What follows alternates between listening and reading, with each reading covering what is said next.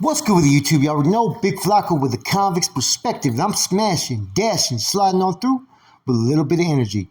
Please hit the like, subscribe, comment, do all those things to help support this channel. Hit that bell notification for future fire content. So, as things were transpiring last week, right? I reached out to a lot of former NF, a lot of former NR members, and I wanted their opinion on a lot of stuff that was going on. I wanted to hear what they had to say. I wanted to make sure it just wasn't me that had certain feelings about certain situations, right? And I can say this, almost every conversation I had, we were almost all parallel with the same thinking, but each one pointed out something different that was very beneficial to the spill that I'm about to do. So I'm going to talk about how a lot of former NF and NR members are feeling about what's currently been transpiring up there in Pelican Bay. Okay, one of the main ones that I talked to, right, is an original one. Is one that was a former structure and an NF member from back in the 80s and 90s. Wino Perez. If you ever seen the history, right, a very detailed history, his name is there as one of the ones that was pushing a hard line for the Norte right there in San Quentin back in the 80s, along with Skip and DB. Now, he's made a lot of different points, man. He has 32 bullet wounds on his body, man. That pretty much shows what type of sacrifices he was willing to make.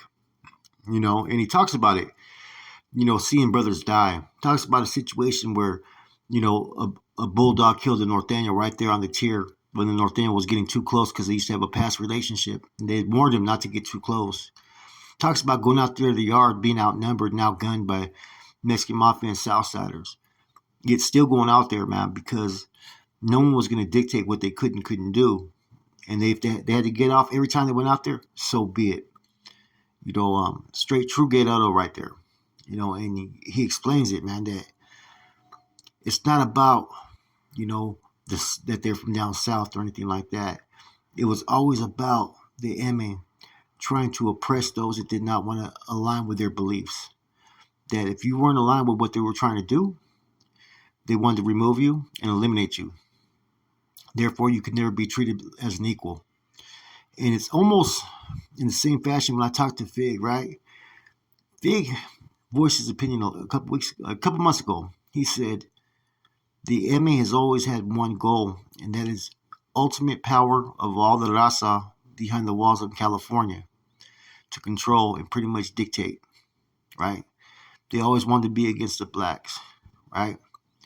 Where he couldn't align with the beliefs of the MA, or that he was tired of seeing them utilize the Aryan Brotherhood, who used to do their bidding at times, and stabbing other Mexicanos.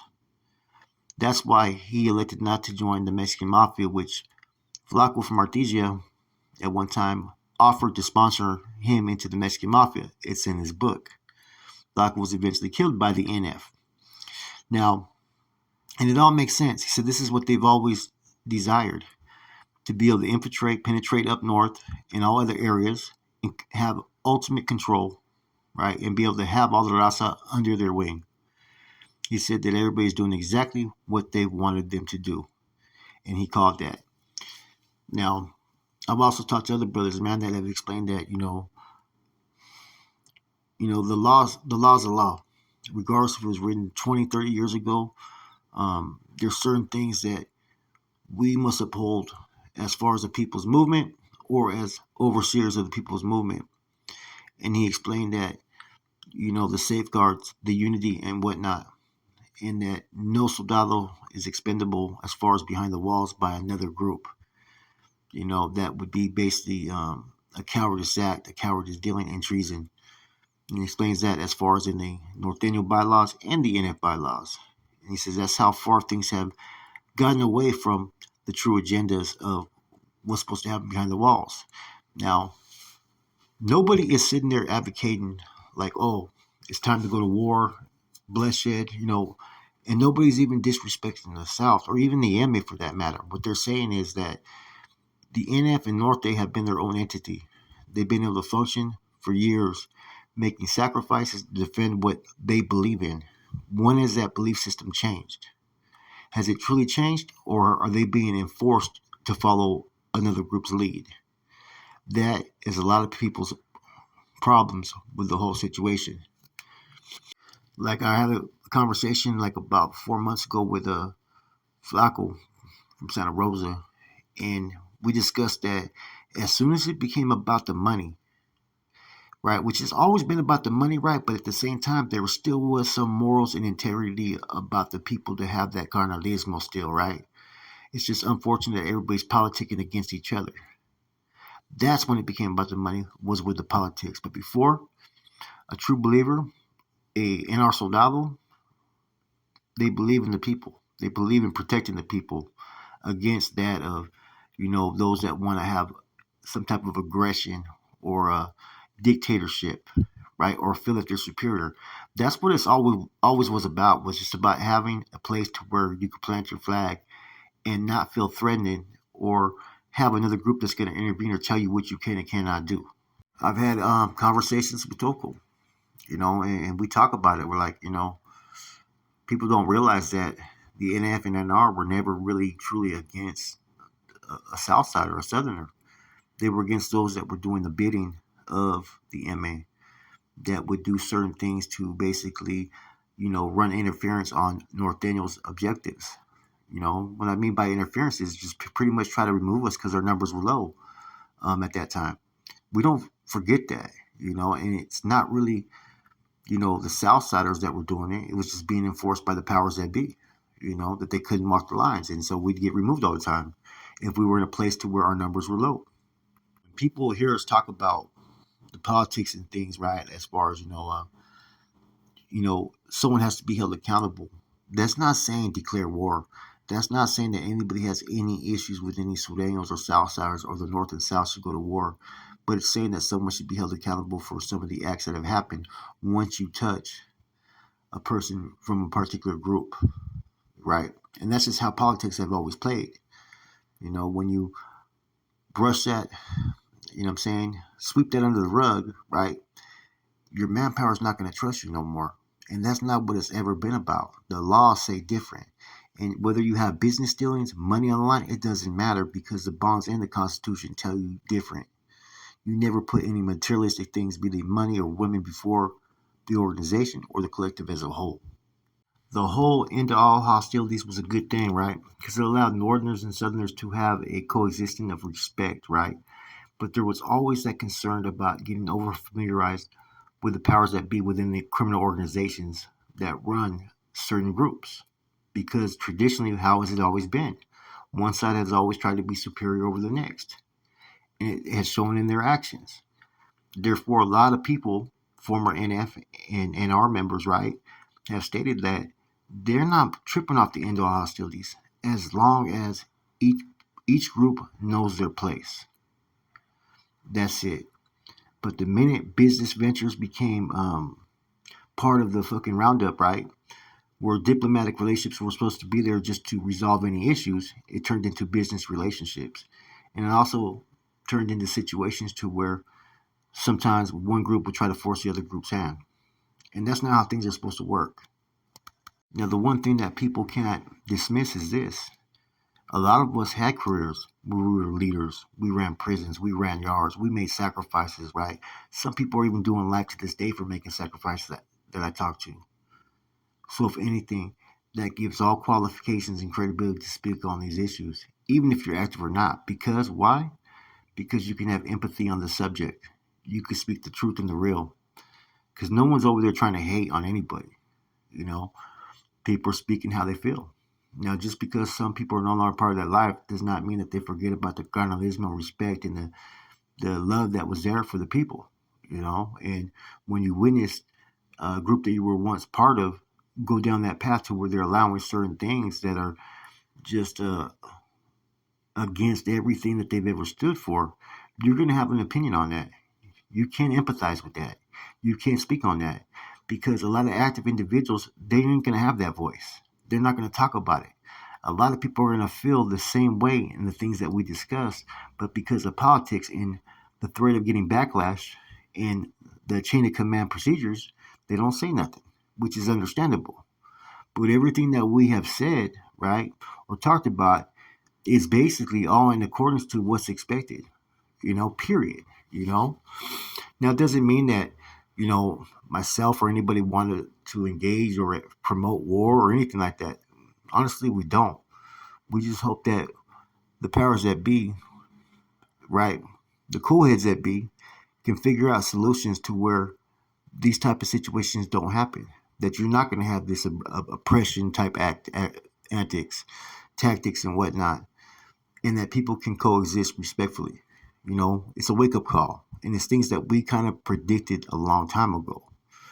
Now, you got some people who really are not qualified or have the experience to really speak on this subject because they don't know nothing about it.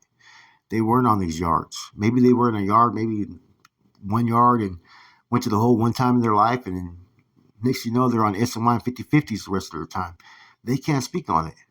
They never ever walked the Norteño struggle behind the walls. Therefore, when you hear people say that we're doing this and doing that, nah, that's not true. They just were never ever truly a part of it. Everything that they've ever understood, they maybe heard in the county jail or from a homeboy here and there or on the SNY 50/50 side. So it's kind of hard to really sit there and truly grasp an understanding of how it really was, and what needs to be done and what should be done, and some people are going to be upset about that when people speak how they feel about it, you know. Like I said before, I don't encourage war in any of these incidents that happen like this, but I do encourage accountability. You know, nobody should ever be the victim of another group's superior stance or superior acts. That is a form of oppression, and that's something that the Norteño Lucha was always against. If this is what you were fighting for 40 years, 50 years, why are you going to bow down to it now? That's just the opinion on it, and it's a true opinion. Ain't no Southsider, ain't no Wood, ain't no Black, ain't no cop, ain't no Northerner that had a career that lasted less than a year that really never did anything, really has anything to say or add to this because they just don't know. They're speaking out of turn, and with that comes a lack of understanding, and then that's where you hear idiotic statements that come out. Anytime I can get on my phone and context, you don't even know how many former NF and NRs from different eras. And we're talking seasoned soldados and warriors, right? Not individuals that just were there for a hot second, right? Dudes that had been around, you know what I'm saying? And that's where it's kind of unfortunate that you got people who feel like they can speak about this matter, even though none of us have a foot in the race, doesn't mean that our fucking experience, you can't dispute it. Just because they don't have no experience, right? And they really don't have a leg to stand on for their career, doesn't mean that you can fault anybody else. Even the ones that we made the decisions that we made, you know. At the end of the day, there's still going to be love for the people's movement, and that just doesn't go away, over time because you were once truly a part of it. Not no part time, you know what I mean? Not no fucking YA shit. Not no fucking, you know what I mean? We're really a part of it. So when you see certain things happen, you're going to have an opinion on it that maybe come from an emotional side. But I'm not the only one that feels like that, and I do hope that, like I talked to other brothers about it, right, that people get a clear understanding, right, of what's right from wrong in these situations because a lot of times people don't even realize right from wrong nowadays. Remember, everybody has a different experience and a different reason for what they say and what they do. And when people come from a place of hate, a lot of times that's because they have a personal issue. That's their truth. That's their experience. It doesn't mean the overall collective should be viewed the same. Anyways, I hope you guys enjoyed this, man. This came from numerous conversations, man. We threw around so many different ideas, man. Some of the stuff that videos I've done have came from different people's inputs, you know. And like I said, there's a lot of people with an opinion on this, man. And like I said, in my last video, I kind of softened the blow, whatever direction they go, right? This one is just to express that, look, man, it's not about just, engaging in war. It's not about just trying to, feel that whole need to satisfy or, you know, get that instant gratification that you did something. No, it's about doing the right thing. It's about standing forth that so no individual ever gets put in a situation to where anybody could deal with it how they decide to. That's what this whole spiel is about. You know, nobody has a foot in the race, but if anybody could empathize, it's those that were really truly there, that were on those lines, that were pushing it.